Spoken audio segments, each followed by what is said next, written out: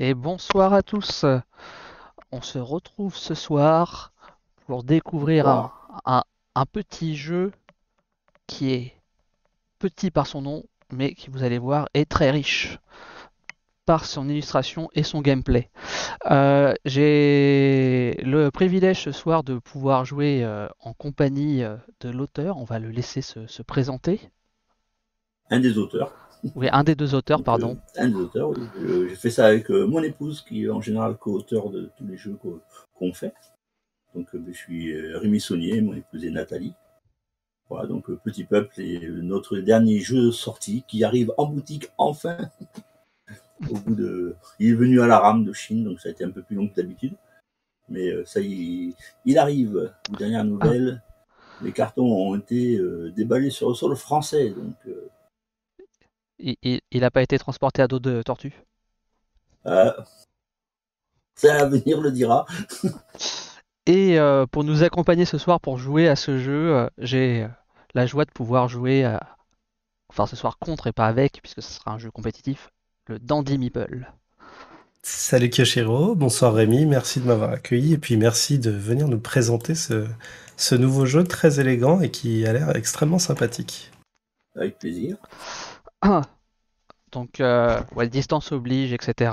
Ce soir, et puis le fait, comme vient de le dire Rémi, que les bateaux ont un petit peu traîné, on va vous présenter le jeu, sa version virtuelle sur TTS, et donc pas en réel sur un jeu de plateau. Ouais, il y aura quelques petites différences au niveau du matériel, du fait que ce soit tabletop, comme il y a des petits sacs qui ont été mis là pour juste du Hmm, côté pratique. Et aussi, j'ai bon, modifié un peu les pions, qui dans ok. la vraie vie ont un petit plot qui permet d'emboîter les uns sur les Oui, autres. D'accord. Et ça, sur tabletop, c'était un peu gênant. Du coup, j'ai dû ouais. tailler, tailler Ok. dans le vif. Bon, Voilà, voilà. on va voir ça. Sinon, avant de commencer un petit peu, pour que les gens sachent un petit peu plus sur toi, Mhm. quelles sont tes réalisations? Est-ce que Petit Peuple est ton premier jeu? Voilà, Alors, Petit Peuple, ça va être le septième ou huitième jeu. Donc le jeu le plus connu que j'ai créé, c'est Twinit. Donc avec Twinit Japan qui est sorti cette année aussi en troisième version. ouais, je dois avoir la version Cannes, il me Euh, semble. oui, il y a la version Cannes et la version d'origine, Ouais, j'ai les deux qui formats elle-même standard. est voilà, la version qui est tirée de l'affiche de Tom. Voilà, après j'ai créé mon tout premier jeu, c'est un jeu qui n'a pas marché du tout, mais bon, comme ça. Ce sont des choses qui arrivent. C'est la chose qui arrive, mais c'est le premier jeu quand même qui permet de passer du statut de créateur à auteur, qui est un peu nébuleux, donc qui change pas grand chose et qui change tout à la fois, c'est bizarre. Et c'était Dice Crash, c'est la Haute Roche qui, une maison d'édition qui a disparu maintenant parce que Dominique a pris sa retraite. Mhm. Il a bien raison. Et voilà, entre autres, après, Stellium chez Ankama, deux jeux chez Blue Orange, Clooping et Fishing Day. Fishing Day qu'on a fait avec Wilfried et Marie-Fort. Après, il y a eu Unit et donc Petit Peuple qui arrive. Et en projet, on a un autre jeu avec Wilfried et Marie-Fort qui doit sortir à Cannes normalement, Mhm. qui est à la manière d'Archiboldo. D'accord. Et Pour les enfants, du coup? non, c'est un jeu famille, D'accord. enfant Mhm. famille. On peut jouer à tout âge. C'est vraiment un jeu, un jeu de création. C'est pas un jeu vraiment compétitif. Il y a un système de points qui sert pas à grand chose. Mais on va créer un tableau à la manière d'Archiboldo, c'est donc le peintre qui crée des tableaux avec des fruits et légumes. Mhm. Donc ça va être ça, c'est vraiment un jeu de création. Il n'y a pas de Ok. temps, il n'y a pas de. C'est tout calme, mais on s'amuse bien avec. Et- Après, il y a un jeu chez Cocktail Game qui s'appelle Maudit Maudit, qui va arriver en courant printemps-été par là. Et un troisième en Cannes 2023 normalement, qui va être un jeu de création aussi. On va créer une BD, voilà, un jeu coopératif. Ah, Voilà une pour Ok. BD jeu? Une- C'est ouais, c'est quelque chose qu'on a, me semble, encore pas vu ça. non, c'est On est très content de ce qu'on a créé là. C'est Ouais. juste, on l'a créé avec un copain qui fait de la BD en amateur. Mhm. Et donc on est à 3 dessus aussi. Bah, tu es sacrément prolifique, Ouais, c'est ce du que coup. j'allais dire. Commence à faire beaucoup de jeux qui vont arriver quand même. Oui, après on a signé 2 autres contrats là avec Ocaluda et d'autres trucs en cours, en parallèle. Donc voilà, Monsieur on est Cat- content, ça marche plutôt pas mal. Ah ouais, ouais. Monsieur Catalan n'a qu'à bien se tenir, hein. Ah oui, Oh, attention Bruno, ça arrive. oh, c'est pas tout à fait la même chose quand même. Très bien, très bien. Bon, Donc voilà, je propose qu'on attaque dans le vif du sujet. ça marche. Du coup, je vais laisser l'auteur présenter le jeu. Je pense que ce sera encore ce qu'il y a de plus simple et nous présenter les règles de son jeu. Voilà, avant qu'on débute la On, partie. on va commencer par l'histoire, parce que le jeu commence par aussi une histoire. C'est l'histoire de 4 peuples qui vivaient dans une forêt. Des petits peuples que les humains ne connaissent pas parce qu'ils sont tellement petits qu'ils passent inaperçus. Et malheureusement, les forêts disparaissent, tapis, donc, sont mangés par les humains et leur insatiable appétit. Et du coup, les petits peuples ont décidé de se mettre ensemble, de se rassembler. Et ils ont trouvé un jardin abandonné où créer le nouveau village, nouveau lieu de vie. Mhm. Donc on va tous arriver autour de ce jardin. Donc on a tous nos plateaux individuels qui représentent un peu notre camp avec notre population. Et on va créer ce village. Et on va amener la population de nos camps dans le village. Voilà, rapidement. Et évidemment, on va un peu tirer les couvertures à soi quand même. On est... hein, voilà quoi. Alors, comment ça va se jouer concrètement? Donc, dans Petit Peuple, il y a 2 notions qui est primordiale. Une première notion de placement et une notion de tour de jeu. Donc, à son tour, on va pouvoir faire une ou 2 actions. Les actions, ça va être de construire. Donc, je prends un de mes bâtiments, je suis jaune, et je Mhm. le place sur un emplacement et je vais envoyer en fait 3 habitants pour construire l'étage. Donc le rez-de-chaussée coûte entre guillemets 3 habitants. Si je veux faire construire un étage qui est aussi une action, ça va coûter 3 plus 1. C'est le prix du terrain. Donc les prix des terrains, entre guillemets, ça va de 1 à 5 le cher. Donc ça, c'est l'action principale qu'on va faire dans le jeu. Et on va aussi pouvoir abandonner un bâtiment. Donc si j'abandonne en cours de partie ce bâtiment, je vais regarder sur mon petit plateau individuel. Là, ça va être un bâtiment sur un terrain de 3. Voilà. Il y a 2 étages. Donc, en abandonnant ce bâtiment, il y a 14 en population qui va revenir sur mon plateau que je vais pouvoir scorer ici. On démarre avec 35 en population, sauf le premier joueur qui démarre avec 38. Après, ça va baisser en fonction de ce qu'on va envoyer sur le plateau et remonter des fois quand on va abandonner ou quand nos petits camarades de jeu vont nous faire des petits coups en douce. Je vous expliquerai plus tard. On peut dépasser 40. Alors, si j'ai 42 habitants, je mettrai comme ça. Voilà. Et ainsi de suite. Donc, comment on va se déplacer et comment on va jouer? C'est si un joueur fait une action, par exemple, sur cette case-là, donc dans ce territoire, le prochain coup va être joué obligatoirement sur ce territoire. On mettra la torgue qui indiquera que le coup doit être joué ici. C'est-à-dire que le jardin est composé de 7 territoires. Et chaque territoire est composé de 7 cases. Du coup, si un joueur joue sur cette case-là, quel que soit le territoire, le prochain coup sera joué ici. Si le joueur suivant il joue au milieu, le prochain coup sera joué sur le territoire du milieu. Et ainsi de suite. Si le joueur joue, mettons, ici, le prochain coup sera joué ici. D'accord. Voilà, donc ça, c'est pour visualiser comment ça a marché. Et le premier joueur, mettons que ce soit moi, je joue ici, je mets sur 1. Donc là, c'est un plateau qui est recto verso. Ça, c'est la phase 3 joueurs. En retournant, on fait la phase 2 joueurs ou 4 joueurs. Donc à 3 joueurs, ici, il y a un petit engrenage. Ça veut dire que, en tant que premier joueur, je vais faire une action. Les autres joueurs vont faire 2 actions chacun.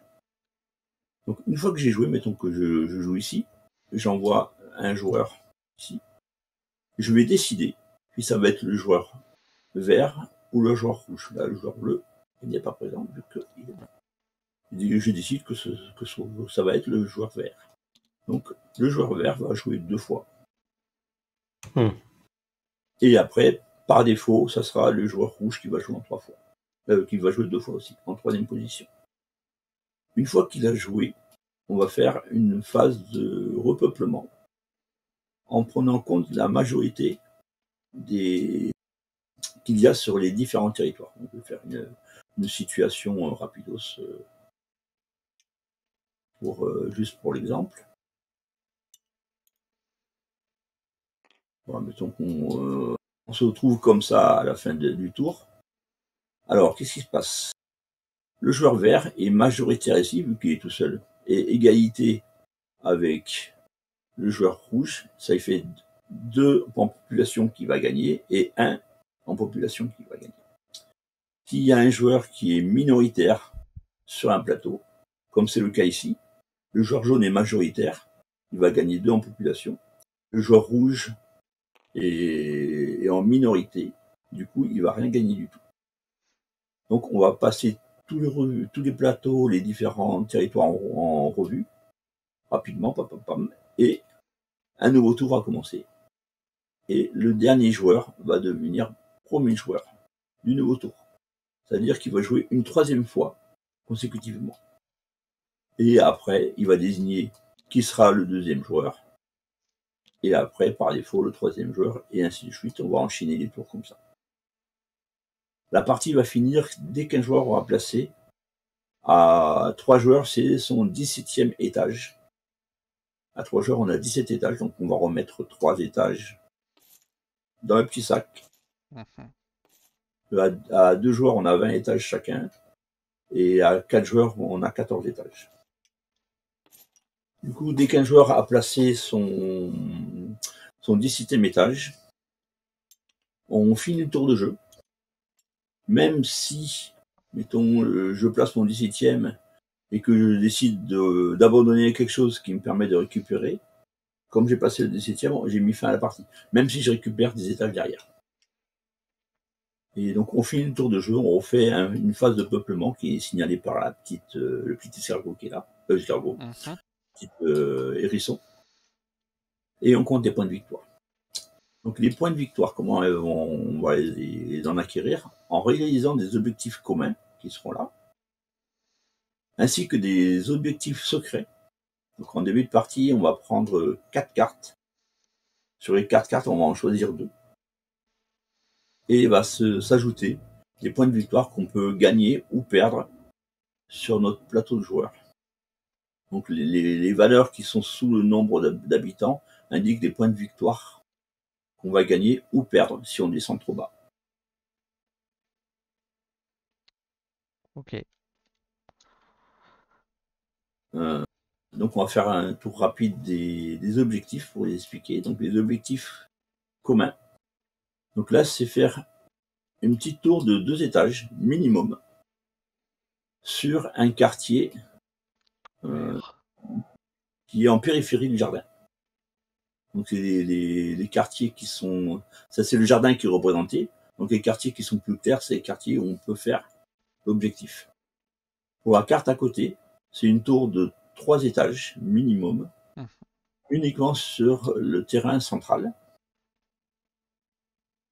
Ici, c'est une tour de 2, on fait où on veut, sauf qu'elle est obligatoirement sur un terrain jaune. Ah, là, c'était un terrain vert sur les autres. Ouais. Avec un terrain vert, donc un terrain de fleurs, vierge. Il faut qu'il n'y ait rien dessus. Et le dernier, c'est un ensemble, c'est le temple. C'est un ensemble de 3 bâtiments qui doivent être côte à côte. Et du coup, c'est pareil, le nombre d'étages minimum qu'on doit faire. À chaque fois, il y a un petit toit avec une flèche, c'est-à-dire que quand on valide l'élément, quand on valide l'objectif, on va placer le toit dessus. Mettons, hop, le vert, il fait ça. Du coup, il valide cet objectif, parce que il est à côté d'un terrain vierge. On va prendre un des toits qu'on va placer là. Et c'est important, j'expliquerai après pourquoi, mais le toit a une incidence assez importante dans le jeu. C'est-à-dire que le bâtiment est fini. Et on pose le toit sur la dernière partie du bâtiment construit. Donc si c'est un bâtiment avec plusieurs terrains, ça c'est le dernier cube posé qui va recevoir le toit. Pour les objectifs de fin de partie, hop, on va retourner. Il y a un objectif qui est une prise de majorité en fin de partie sur un ou deux territoires. Pour un territoire, donc dans cet exemple-là, le 1 ou le 3, on gagne 4 points de victoire. Si on arrive à avoir les deux, on gagne 12 points de victoire. Donc cet objectif-là, c'est voilà, faire une tour de 4 minimum. On peut en faire qu'une seule par territoire, mais on peut avoir plusieurs tours, évidemment. Et ça nous fait gagner 11 points. Voilà. Ici, on voit que sous les points de victoire, il y a un toit qui est barré. Ça veut dire que si le bâtiment a un toit, on ne peut pas le scorer. Et un bâtiment qui a un toit, on ne peut jamais scorer, que ce soit sur des objectifs communs ou des objectifs de fin de partie. La seule chose qui ne prend pas en compte les toits, c'est les objectifs de majorité.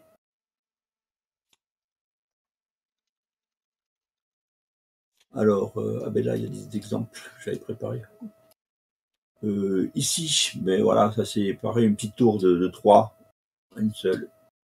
Ici, c'est une tour de 2 sur un terrain de fleurs, un terrain vert. Et à côté, on va gagner 1 point de victoire par étage sur un terrain vert. Du coup, si on combote les deux, ça nous ferait au minimum 5 points par tour de 2. 3 points ici, plus 2 points là. Okay. On peut comboter n'importe quelle carte, sauf qu'on n'a pas le droit d'utiliser 2 fois la même carte.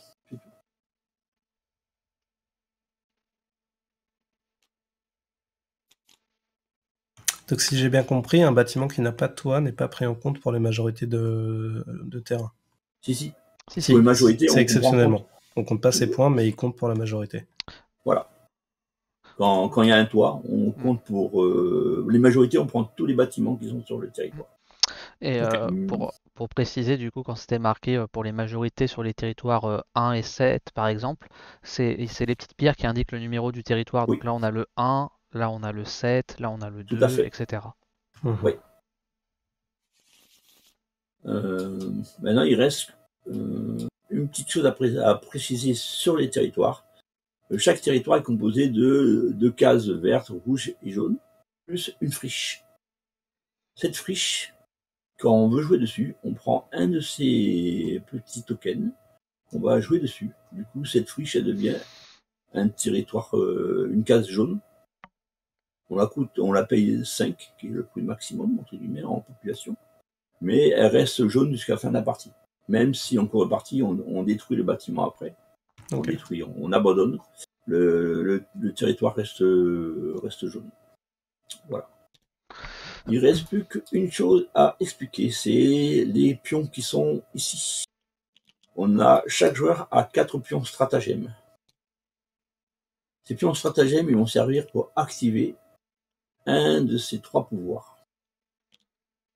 Le premier pouvoir, qui est une action en tant que telle, c'est une action d'invasion. Du coup, si je joue ici, à mon tour de jeu, je peux décider d'envahir cette tour. Pour ça, je vais regarder sur mon plateau personnel. Il y a une tour qui est construite sur un terrain de 4. Il y a 2 étages. Donc je vais envoyer 18 en population pour envahir cette tour. Et du coup, je prends les 2 bâtiments que je donne au joueur et je me remplace par le mien. S'il y a un toit, ça m'empêche pas de le faire, mais le toit ne revient pas. Le toit, il disparaît. Nous, on n'a pas besoin, c'est pas notre bâtiment. Et le joueur qui s'est fait un peu pirater son bâtiment, mais lui, il va récupérer 18 en population. Ok. Voilà. Deuxième action, qui, elle, est une action bonus qu'on va faire au début de son tour. C'est le +1 -1. C'est-à-dire que voilà, je dois jouer ici, sauf que ici, ça ne m'intéresse pas de jouer. Du coup, si je fais +1, je peux jouer sur les territoires numéro 2. Si je fais -1, 7. 1 -1, ça fait 7, tout le monde sait ça. Du coup, je vais jouer sur le 7. Ok. Voilà. Et troisième action possible, c'est le déménagement de toit. Donc on va revenir ici. Voilà. Petit exemple. Voilà. Moi ici, ce bâtiment, ça m'intéresse, mais j'ai le toit qui me gêne. Du coup, je viens avec la torgrue jouer ici. Et au début de mon tour, je fais un déménagement, donc je mets mon token sur l'action, et je prends le toit que je mets sur un autre bâtiment, qui m'appartient évidemment, dont la nature du terrain est identique. Donc, si c'est du jaune, je dois faire sur le jaune, pour libérer ma tour. Par contre, le nombre d'étages n'a aucune importance. D'accord. Voilà. Donc ça, c'est les 3 actions qu'on peut faire, mais on peut les faire que 4 fois maximum, parce qu'on a 4 pions de stratégie. On peut faire 4 fois la même, ou panacher en fonction des besoins. Voilà, donc je pense que j'ai fait le tour des règles. Alors, je vais préciser juste un point qui n'est pas forcément évident pour tout le monde. Quand dans les objectifs, ça nous demande, comme le dernier, d'avoir 2 tours vertes avec une jaune et une rouge à côté, c'est pas forcément sur un même hexagone, entre guillemets. C'est sur vraiment les 3 qui se touchent, même si c'est sur 2 hexagones. Tout à fait. Ok, d'accord. Donc là, par exemple, le vert, jaune, rouge, ça peut être ces 3-là. Tout à fait. Voilà. Bon, je pense qu'effectivement, on a fait le tour des règles et qu'on va pouvoir débuter la partie.